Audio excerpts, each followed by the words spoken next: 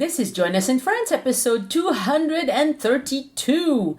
Bonjour, I'm Annie Sargent, and I'm glad to be back with you today after 9 very busy days in Paris.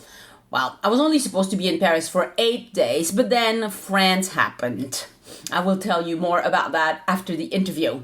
On today's episode, a trip report with Tracy Gillespie on the smart way to rent a house in Provence. We concentrate on the village of Roussillon in the Vaucluse, an area also known as the Luberon. Roussillon is a small village in Provence and it is popular and charming. In Provençal villages like that, it is easy to run into unscrupulous renters. Tracy knew she had to go about this the smart way. She did it, and she explains how in this episode. If you're interested in the Luberon, you should also listen to episode 150, A Slice of Life in the Luberon, episode 54, called Lavender Fields and Hidden Provence, and episode 204, called The Best of the Vaucluse in Provence. You won't remember all of that, will you? Don't worry. Just go to the show notes for this episode. They are on joinusinfrance.com/232, the number 2, 3, and 2. And it will all be there. Join Us in France is brought to you by Patreon supporters and my soon-to-be-released GPS-aware audio guides. Don't miss the announcement. Join the email list by going to any page on joinusinfrance.com and by clicking on the green button that says Extras. I haven't been emailing for several months, but I'll get back to it to announce the audio tours.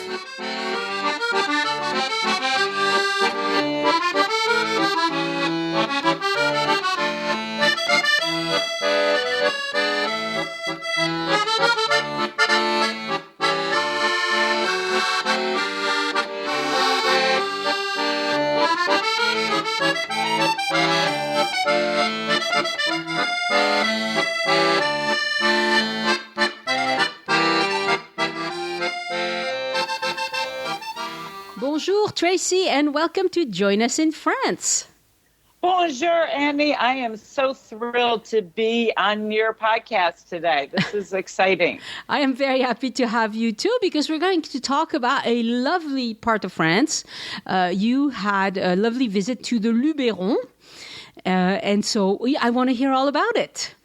Great. Well, yes, my husband and I actually visited the Luberon Valley in the summer of 2017 on our own. We were just there for 3 days and visited some of the hill villages and loved it so much that we wanted to share it with our children and their spouses. So we decided to rent a villa the summer of 2018 in the Luberon Valley. And I wanted to talk about that process that we went through because it actually was a little more involved than I had anticipated. Okay. Let's hear about that then. Well, so the first thing we did was make a criteria of the type of village that we wanted to stay in. Having visited the area briefly, I knew that there were some villages that were very popular with tourists, and then there were other villages that were more livable. And we really wanted an experience of living in Provence for a week. And so I researched all the different villages that we have visited. They included Galt, Gourd, Menard, but then also Roussillon and Bonnieu and Le Marin. And some of these towns are a little more touristy. But I found that Roussillon seemed to have a good mix of history and a unique setting. Roussillon is built up on top of a hill. It is very historic. Some of the early buildings were built like in the 1200s and 1300s. But it's touristy as some of the other towns like Gourd and Bonnieu. Right. And so we zeroed in on Roussillon because it had this unique setting. But it had a boulangerie, it had various shops and restaurants, and it had a range of restaurants, which was important to us. Right, I think it's a little bigger than the others. Liked the idea. Yes, it is. It's definitely bigger. It's got a elementary school. I mean, people live in that town. They send their children to those schools. People gathered in the little marketplace in the little town square every day. So it really was the right selection for us. And we looked for the town first, and then we had to find a villa. And there are a lot of villas on VRBO and Home Away, all of which could have been accommodated our family. We needed 3 bedrooms and 3 baths. But the important piece was being in the village. And so I actually used a combination of the stuff that was on Home Away along with Google Maps, for example, trying to triangulate exactly where these villas were located. Because some of the villas said, oh, we're in the town of Roussillon, but Roussillon's built up on a hill, and the villas were down at the bottom of this very steep hill. Yeah. Important detail, isn't it? Yes, it was.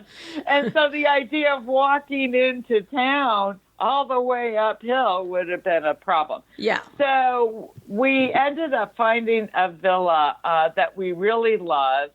And it was actually between this villa and another villa in a neighboring town that also has some similar merits. And so we set up Skype calls with the owners and kind of interviewed them about the town and the villa and the restaurant accommodations, things like that. I think the important thing for us through this process was understanding what our family really wanted to do. Yes. For this week. I think people pick a villa and don't really think through how they're going to use it. Right. And that was a really important part for us.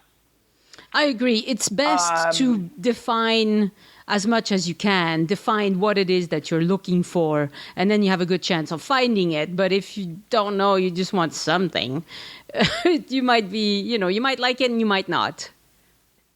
Exactly. And so our criteria was to be able to be in a livable village, walk to the boulangerie every morning, for example.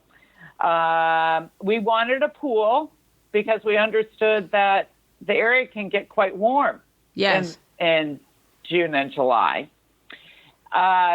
We also wanted a home that was very well outfitted for cooking because we are a big cooking, eating, drinking family, or drinking wine. We enjoy wine. Yeah. And you've come to the right place. Who goes to France? Yes.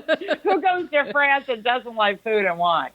So we wanted a kitchen that was going to be large enough that all 6 of us could cook simultaneously and be well stocked. And we found this villa that was extremely well stocked, and the owner was very accommodating with regard to making sure everything was prepared when we got there. The home had great local information, so told us about different markets in the various neighboring villages and the days that those markets are positioned. And that was something I didn't realize. Were you familiar with the market days in Provence? Oh, everywhere. It's the same in all over France. The market days, different towns will have market days on different days. And it's typically the same vendors that go from one town to another. And so when people tell me, oh, I must go to the market at this place on this day, I usually tell them, relax, these vendors, you'll find them somewhere else as well. It's not like they only work one day a week. Yes, that's true. Although we did find that there were some vendors that we saw, for example, in Gourd. So we went one day, which sits up on a hill. And my husband and I had been there the prior summer, and we thought we knew how to come into town. But I had a son who was my car. We'll turn on this road. I think it'll be fine. So we come up into Gourd, but we came in on what I would call the backside of Gourd. And all of a sudden, we were on the main road going one way, and the market was straight in front of us. And so I said, oh, well, we're at a dead end. We're going to have to turn around and go back down the hill. And as we started to turn the car, a shop came out from the shop and said, no, don't turn around. Because if you do, then there's a policeman down at the bottom of the hill. And he will give you a ticket and take your license away. Oh, wow. And you won't be able to drive your rental car the rest of the time. So we were like, oh, well, then what do we do? And he said, well, just drive through the market. And we said, really? We can do that? He said, sure. Just go very slowly and raise your hand as if you're waving like the Queen of England. So we said, is that really a thing? He said, yes, this happens quite frequently. So the vendors are used to it. The tourists are not. So just go slowly. So yes. I thought, well, you know what? It's probably a good idea that I hop out and kind of clear the tourists. So I got out in front of the car and just kind of said, excusez-moi, s'il vous plaît, and just kind of got people to move. And then my son drove the car through, and everybody just waved their hands out the window this way. And we made it to the other side of the market. And so that was an experience. And then we found some place to park. But we found some very interesting vendors there. A woman that made beautiful lavender wands. Have you ever seen these? They're wrapped in ribbon. No, I don't think I've seen those. That sounds very whimsical. Yeah. Oh, they are beautiful. They're about 8 inches, 9 inches long, and they look like a handle with a bulb on the end, and the bulb is actually the lavender stalks, and it's all wrapped in a fancy ribbon, and you kind of roll the bulb in your hand, and it sets off the fragrance. Oh, nice. So, they're beautiful. And so I'll send you a link with a picture. I don't remember the woman's name, but she's in Gourd, and we didn't see her at any of the other markets. Right. So she was a unique find. Right. Sometimes they don't always go all to the same ones. You know, sometimes they have, because you have to apply for permission to be in a market. And maybe she's just making these specialty items and only sells them once or twice a week. You know, that can happen as well. But some of the bigger professional, you know, like the cheese vendors and the meat vendors and the vegetable vendors, typically they work every day and they will go to different markets, although they might go different ways. You know, they don't have to follow the same route. Anyway, it's a bit of a complicated system in France, like most things in France. Well, and one day my daughter and I went to a market in Île-sur-la-Sorgue. Yes, Île-sur-la-Sorgue, yeah. Île-sur-la-Sorgue, yeah. And it was a beautiful market. You know, they have, I think they call it the Venice of that area. Yeah. It's beautiful canals, and the market is built on like a set of falls. So there's all these different canals around the market. And we saw two things that I wanted to mention. One was I had never seen artichoke flowers before. Have you seen those? Yeah, they look very prickly. Oh, I've only eaten artichokes. I've never seen them turn into a flower. They're gorgeous. Yes, they are gorgeous. Oh. Well, if you grow artichoke, you know this. All my neighbors, I don't grow artichokes because the plants are too big and I don't have a very big vegetable garden. But I have a couple of neighbors that have huge vegetable gardens, and they grow artichokes. And yeah, we get to see that. They're beautiful. Oh, they were stunning. And then the other thing that we found at that market was a woman that makes local table linens by hand. And beautiful, beautiful work. And she has a whole workshop, and she sells just at the markets. And my advice to people is if you see it, go ahead and buy it. Because I didn't buy it the very first day I saw it, which was on a Sunday. And I went to every other market looking for her, never found her. And then the very last day we went to the Apt market on Saturday. And I was rushing around trying to find her, and I had given up, and I turned the corner, and there she was. And so I was able to bring home some beautiful table linens, very unique. So my advice is if you go to the markets, even though you might think there are vendors, like you say, at every market, sometimes they take days off. Right. And especially the people who just produce unique items like that, they have to make the items, so they don't go out to markets every day. They spend time at home making the wands or the tablecloths or whatever they're going to sell. Yes. So the market activity was particularly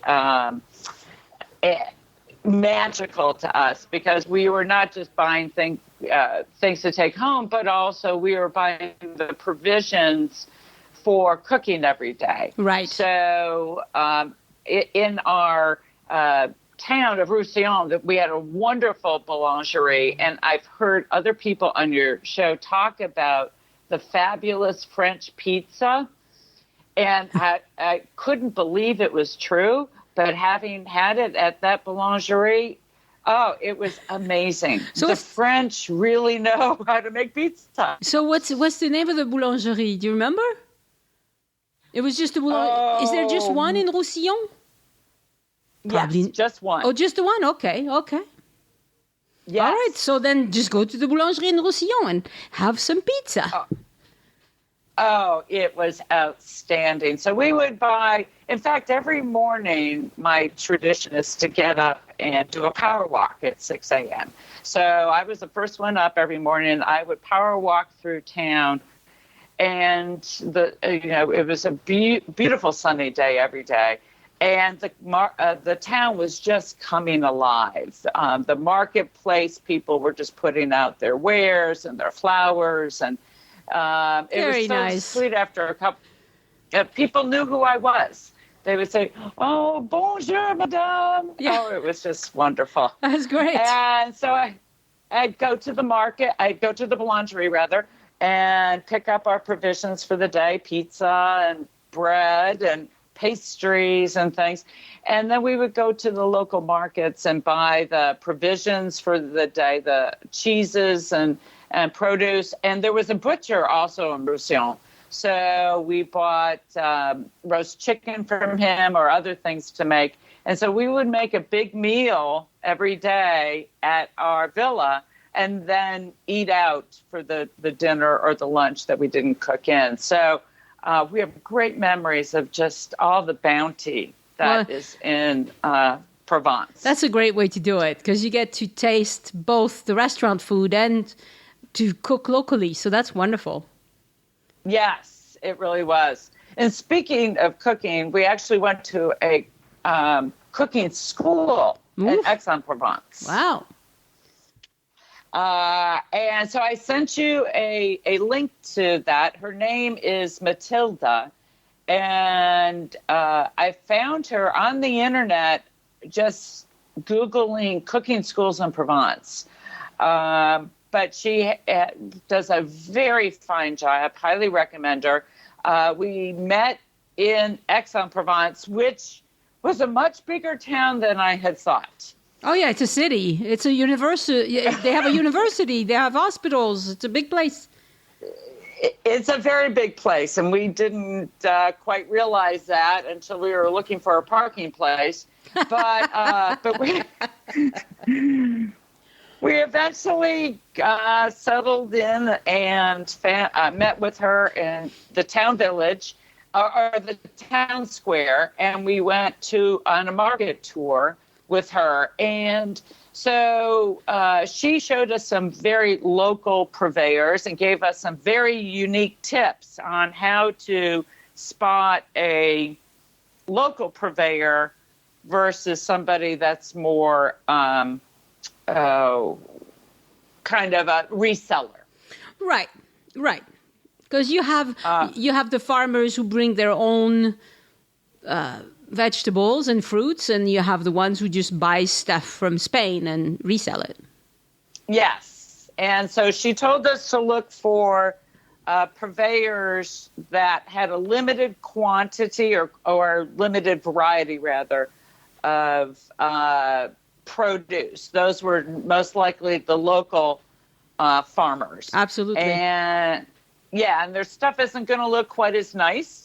And it's not going to be displayed quite as well, but it is going to be local. Oh, I'm glad I'm glad she told you that, because this is not, most people who are used to a gorgeous looking display would shun the not so nice looking display. But sometimes that's where you get the tastiest stuff. Yes. And so, and in fact, she said there were 2 tables of jams side by side, and from 2 different purveyors, and one they were beautifully wrapped, and the other not quite as pretty, but unique flavors. And and she said that's the local one right there, and here's how you can tell. And we got the most fabulous jam. It was apricot lavender. And I have 2 tablespoons of it left in my refrigerator. And I'm rationing it.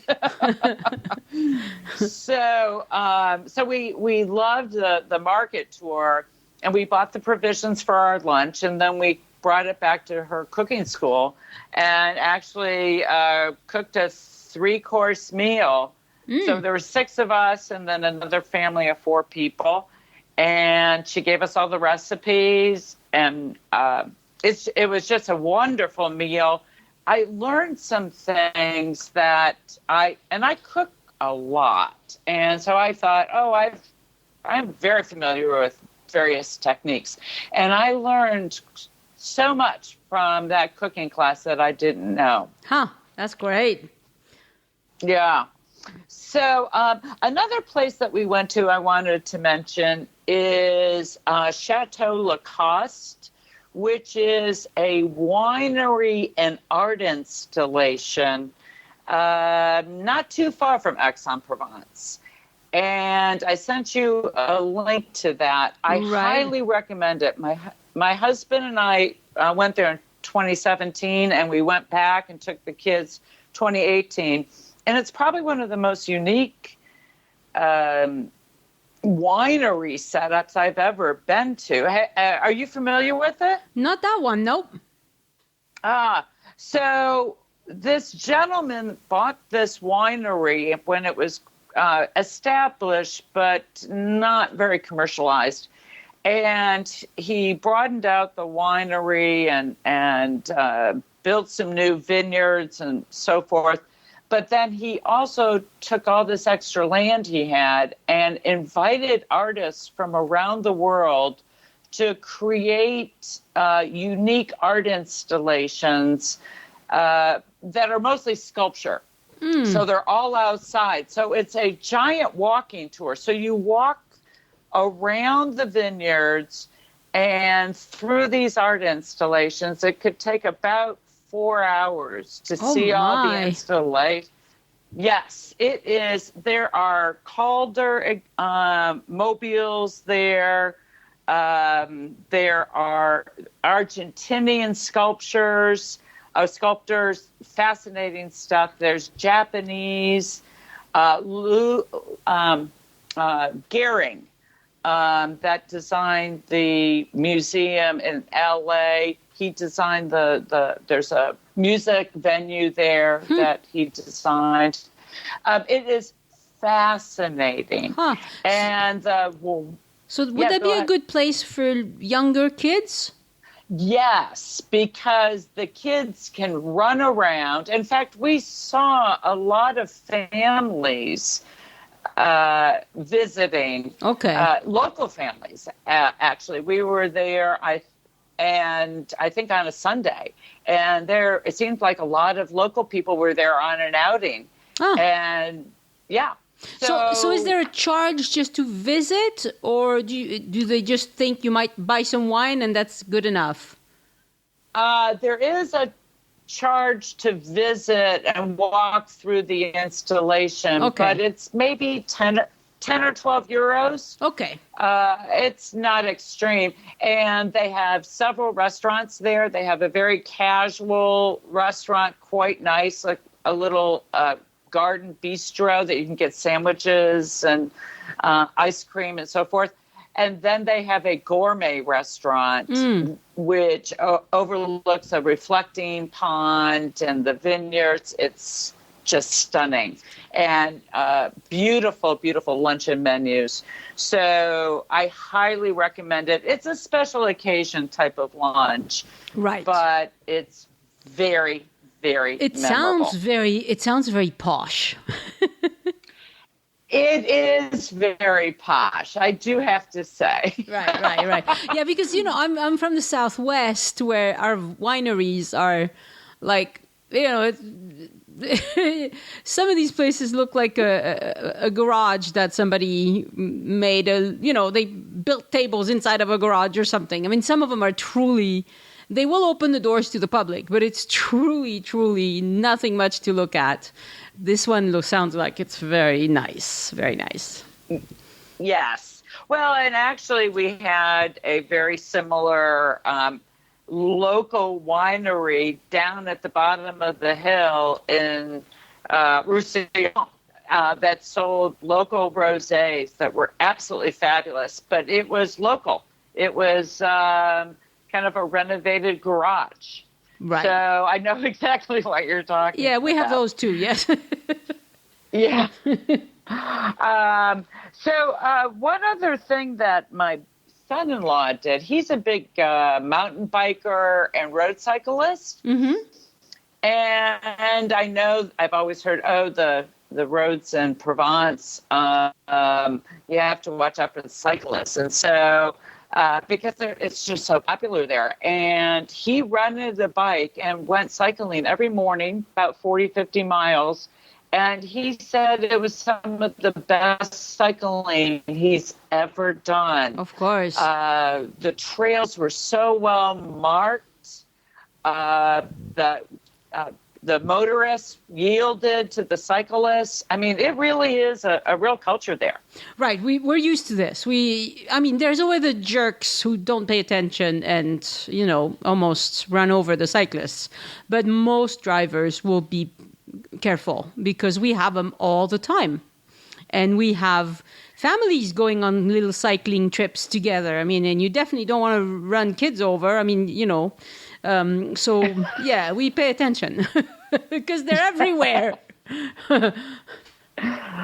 Well, and he said that the markings on the roads were very clear, and he had researched everything, including running the bike and the routes on the internet before he even arrived in France. So he said it was really quite easy to do the research. Oh, good. From the United States, yeah. So kudos to whoever is. Well, he gave me the website, Le Luberon Vélo. Le Luberon Vélo, OK. Or Le Luberon en vélo? A vélo. So it's Le Luberon. A vélo, OK. Le Luberon à vélo, OK. OK, I'll find it. Vélo. OK, yeah. A vélo. Yes.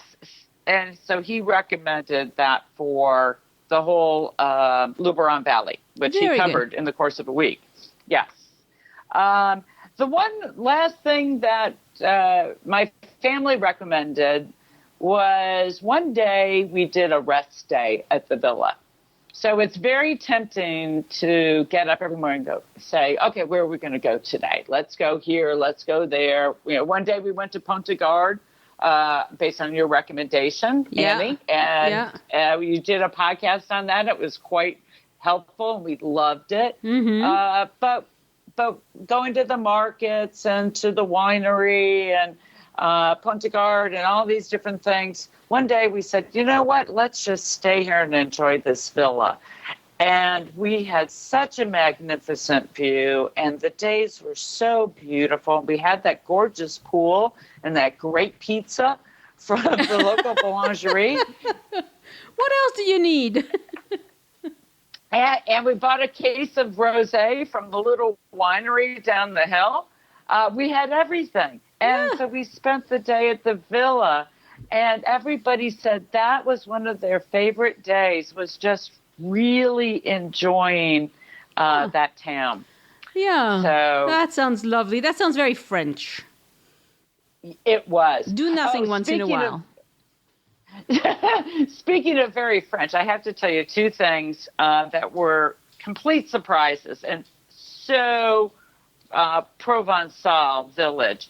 So the very first night we arrived in Roussillon, we were in our villa, which was right in the middle of town, right below the clock tower, actually, and we heard all this music. And so we walked up the stairs outside our villa and came to the town square, and they were having Saint Jean Baptiste Festival Day, which is June 23rd. And I had heard about this prior to arriving, but didn't know that Roussillon had a festival. But it's on the feast day of St. John the Baptist, which is June 23rd. Okay. Some towns have a music festival. Oh, how nice. And so Roussillon was having this music festival, and they had a DJ, but then they also had people playing instruments with the DJ, singers and guitar player and a keyboard. And so they started playing about, 6 or 7 at night, and they played till midnight. And the whole town showed up. It was little kids, local folks, all the bars and restaurants were open. It was magnificent. That's great. Yeah, because typically we have Fête de la Musique, but that's on June 21st. So they have an extra festival on June 23rd for Saint Jean-Baptiste, apparently. Okay. Yep. That's great. Yes. That's great. And then the other thing was the next day we were in our villa and we hear all this noise down below. There was a road, that little road that below our villa. And here came a tractor parade. And... And let me guess. So they had flatbeds, and they had drunk guys on the flatbeds who were serving drinks to the people looking at them. No. Oh, that would have been too fun. They do that where I'm from. So these were actual tractors. Some of them were antique, some of them were recent, and whole families were piled onto these tractors. And what we didn't know was there was a tractor, like a historic tractor convention down at the bottom of the hill. And so they decided to have the parade through town. And there must have been 100 tractors that showed up and circled around the town. Oh, wow. And so I sent you a couple pictures that you can post. Yeah. Imagine the traffic jam. Surprise. The traffic jam would be lovely. Oh, wow. Yeah, I've been in villages where they have like a couple of tractors, but this is a bigger tractor thing. But a couple tractors, flatbeds, some music, local musical group on one of the flatbeds, and on the other one, people serving rosé or something to anybody who comes out to sing with them or whatever. Seen that too. I wish we had found that one. That would have been terrific. Yeah, well, these villages, nothing much happens. You have to make something happen. I think that is true. And so I would highly recommend the little village of Roussillon or any of the other villages in the Luberon Valley. We just thought it was a magical trip. We all converged there for 8 days. We had some travel before the trip our stay in the villa and afterwards because our children had never been to France before. So they went to Paris first and then the Luberon, and then they both went down to Aix afterwards. And we went to Villefranche-sur-Mer, which we absolutely loved. Yeah. And they loved Aix. Yeah, they're both very nice for different reasons, but they're both very nice. Absolutely. And so it was a wonderful 2-3 week trip for my husband and myself, and my kids a little bit shorter. But it's great that you travel with It's great that you travel with your adult kids. I dig that. I hope I get to do that when my daughter gets a little bit older and moves out of the house and all of that. It'd be fun, I think, to reconnect with your children that way. Oh, we have been traveling with our children since they were small. And so I think what was really special was them bringing their spouses into the travel, the family travel experience. And yes, it's a wonderful way to have a holiday. We were just together for the Easter holiday, and we once again relived this experience of being in Roussillon. So it's a memory that will last all of us a lifetime. That's wonderful. We hope to find another place to go to. Oh, there's many places like that. You should try the Dordogne because if you want to come back to France, Dordogne also has a lot of little villages like that are just lovely and great for family things because you can canoe, you can do all sorts of fun things. Lots of cycling you can do. Yeah, it would all be also pretty nice. I recommend it. Yeah, so you need to do a podcast on the Dordogne. I've done several. Oh, you have? We have, but maybe not. Well, let's put it this way. Several people have mentioned it because it's a great place, especially for families with younger kids, because there's so many activities you can do. So, yeah. But we will continue to produce episodes to try and tempt people to come have fun in France. Well, you're doing a fabulous job because I started listening to your podcast, I think maybe when you were about number 75 or 85. Oh, yeah, that's a long time ago. And that's a very long time ago. Yeah. And now you're up to 225? No, 230. I'm working on 231 this week. Time flies when you're having fun. Well, you're doing a great job and a great service to all of us that love to travel in France, and you made it longer going home. Well, because it's become so familiar. So thank you for that. That's good. That's good. And one of the things that you did that not a lot of people do, but is available, is that you became a patron at the $50 level, which means you're entitled to spending some time with me in private over the phone to plan your trip. And it was a great pleasure doing that. Some people choose to do French conversation. People want to do trip planning, but it is available, and it's very fun for me to do.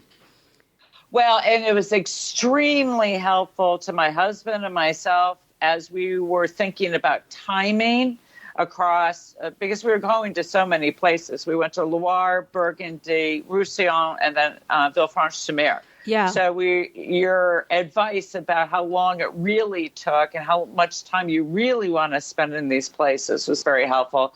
And then my daughter and her husband, Abby and Ben, also got some time with you because they were going to plan their trip up to Chamonix after us. Right.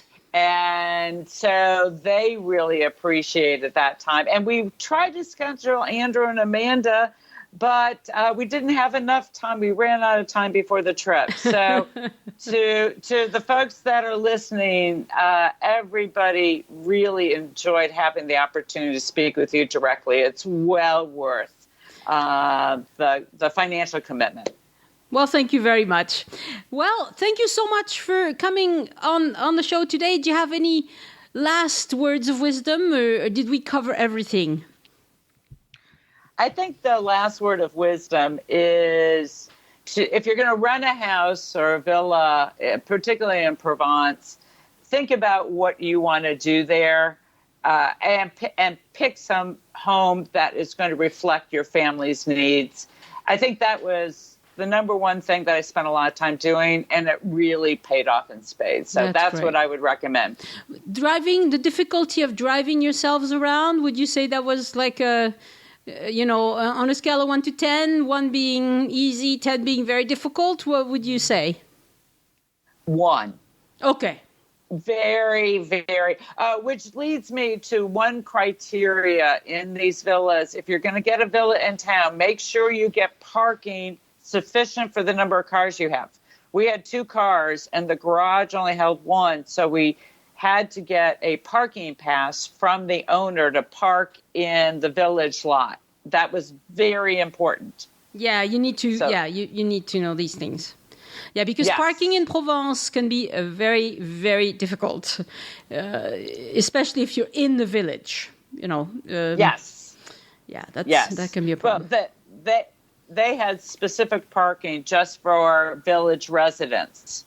Right. And it was separated from the tourist parking. If we had to rely on tourist parking, it would have been a nightmare. Well, it's awful because you have to go back every 2 hours to feed the meter, and it's expensive and it's just unlivable. Whereas if you're a local, well, you get your pass and then you can pay a couple of euros for the day or something like that. I mean, that's how I've experienced it. In other villages, Provence might be a bit more expensive than that, but it's not unreasonable. Well, actually, our villa came with a local parking pass that was included in the price of the villa. Oh, there you go. Even better. So terrific setup for us. Thank you so much, Tracy. Thank you. Well, thank you, Annie, for having me here today. I was thrilled to be asked, and I look forward to another French adventure so I can come back and talk about that one. Wonderful. I couldn't do it. And keep up the good work. Thank you. I couldn't do it without people like you who support the show and talk and help and do all these good things and come on the podcast, because it is a bit of work, right? Putting an episode together. I put a lot of work in your hands. You have to come up with photos. You have to come up with an outline. So there are, I have asked people, and sometimes I ask somebody and they say, oh yeah, I'll do it. And then when I send a list of things that they need to do, I never hear back from them. So I appreciate the people who follow through and actually do it. Thank you so much, Tracy. Absolutely, Annie. All right. Take care. Au revoir. Au revoir. Au revoir. Thank you, Slayton Anthony, Brad Comer, Catherine Dashel, Kim White, Anita Summers, and Maria Collier for pledging to support the show on Patreon this week. And my thanks to all the other patrons who support the show month after month. Thank you so much for giving back. Would you buy me a coffee if we met in real life? You can do that by supporting the show on Patreon for as little as $2 per month. Visit patreon.com/join us. That's patreon.com/join us. No spaces or dashes, to see the different reward tiers. And thank you so much for giving back. And thank you also Stephanie Western, Minor Kapelki, I hope I'm saying that correctly, Leslie Morse, and Michael Robinson for your one-time donation using the green Tip Your Guide button on joinusinfrance.com. I had a great time in Paris, leading tours and meeting listeners. It's always wonderful for me to meet you because you're not your average tourist. You want to visit France the smart way, you want to experience it to the fullest, and you want to learn about what makes my country different. I love that about you. The weather in Paris wasn't great. We had a glorious month of February and March this year in France, with quite a bit less rain and more sun than normal, but May hasn't turned out like that. So tour members and I got totally drenched visiting Père Lachaise because there is nowhere to hide from a downpour in a cemetery. And that afternoon, we were in Montmartre with another group, and we barely had time to hide under a restaurant awning before it started hailing, and it was coming down so hard. It was like just crazy. So people ask, how should I plan to dress for Paris? Well, you should check the weather report the day before you get on your plane and pack accordingly. Weather in Paris can be changing, and it changes fast. If the weather report shows rain and thunderstorms for several days in a row, pack not just a raincoat, but a good one. A thing that can take an inch of rain in 10 minutes. None of that Disneyland plastic poncho thing that doesn't work. You need a good raincoat for Paris. And be flexible. Some days you're better off going into a museum or visiting a church than being outside. But this was a tour I had planned months in advance. So, I thought early May would be good weather, but I was wrong. Now, that's one definite advantage to taking me in your pocket with a GPS-aware audio tour. You can do the tour whenever you want. Full flexibility. So why did I spend 9 days in Paris instead of the 8 I had planned? Because my flight got cancelled. And not just my flight, but 90% of flights going to Toulouse. This was a national strike of government workers. And guess who works for the government? Air traffic controllers. And it so happened that in Toulouse, almost all of them went on strike. So when I got to the airport, my flight was not listed. And there were other flights listed to other cities. They made sure to keep the international flights going, but nothing to Toulouse. And there are normally lots of flights between Paris and Toulouse, so this did not make sense. So I went to the EasyJet desk and I was told the flight was cancelled. Note that they did not put that information on the display, on the boards. You had to go to the desk to find out. So EasyJet put me up in a cheap hotel in the 13th arrondissement. I'll add that to the hotel list. I have a list of hotels that I recommend, and people often ask about budget hotels. I haven't stayed in many of those, but this was one. If you go to joinusinfrance.com/resource/Paris-hotels, it'll be on that list, and I link to it occasionally on Facebook anyway. But this hotel, it was fine. It was a budget hotel, but it was fine. They had everything you needed. It was safe. It was not too difficult to get to the center of the city. Since I had an extra day, I went to visit another museum. But it's a big hotel that takes tour buses of European retirees that are going on tour. So they probably run promotions all the time because they have a lot of rooms to fill. But I was so glad to get home and see my city of Toulouse from the air. Toulouse is small and quaint compared to Paris. The Paris metro area has over 7 million people. The Toulouse metro area it's under 1 million. It's like 800,000 or something. The feeling is completely different. And it would make total sense for me to move to Paris since so many people ask me for tours since I've started doing this podcast. But you know what? I don't want to. I love to explore Paris. I love to take people around Paris and show off this gorgeous capital. You can't beat Paris when it comes to the number of activities available. So many great things going on, so many great restaurants, such beautiful, beautiful places. But I am a girl from Toulouse. This is where I was born and raised. I love my medium-sized city. I love the little village where my house is. That's where I thrive. And So I would love to show you Paris, but it'll have to be with a GPS-aware tour instead of in person. Now, I'm not saying that I will never do in-person tours again. If you come to me with a family group or a friends group or something, and we can come to some arrangement, yes, I will do that because I love hanging out with tour members. One of the ladies on the tour to Giverny, she was part of a friends group. She wasn't a podcast listener. This was her first time meeting me. She said, "You're the tour guide who hangs out as one of the girls." And she said it as a compliment. We had a great time together. And I do all the things that a tour guide does. I arranged for the car. I drove the car. I picked them up at their Airbnb. We talked about Monet and Giverny. We got into some details about Monet and his life as it relates to what was happening in France, going on, around him in his day. But it was a conversation. It wasn't me spitting out a memorized text, which is what most French tour guides do. I had picked out a good restaurant. I made sure everybody was comfortable along the way. But I do things in a personable way. And Giverny is as stunning as ever, by the way. All this rain is good for plants. It's very, very good for plants. It's not so good for me, but it's good for the plants. But I can't guide every day because I don't live in Paris and I don't want to move to Paris. And so technology to the rescue. And I'll put as much of my personality in the audio guides as I do in real life anyway.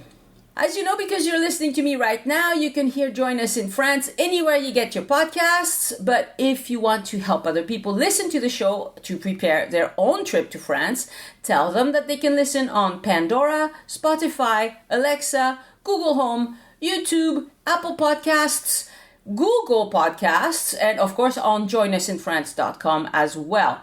And something that makes it really easy to share a specific episode of the podcast. For instance, if you know someone is about to visit Provence, go to the Join Us in France Facebook page. Now that's the page, not the group, and share that episode. You can't share anything from a group. It's a closed group. But the page, you can share whatever you want. And speaking of the Join Us in France closed group on Facebook, that is growing like crazy. Lots of new people, and I'm very glad to see that. I would have killed for that when I first started the podcast, but the problem is that it's Facebook sending them to the group. I don't advertise, I don't do anything. It's Facebook deciding all of this, so they must have changed their algorithm or something. And 90% of the newcomers don't know about the podcast. So when they ask a question about something that has been answered on the show, that we've discussed on the show at length, I would really appreciate your help in telling them that there's an episode about that and maybe give them a link to the website. Joinusinfrance.com is the easiest entry point for someone who doesn't normally listen to podcasts because they can read the summary of the episode and then they can decide if they want to click on the play button. All right.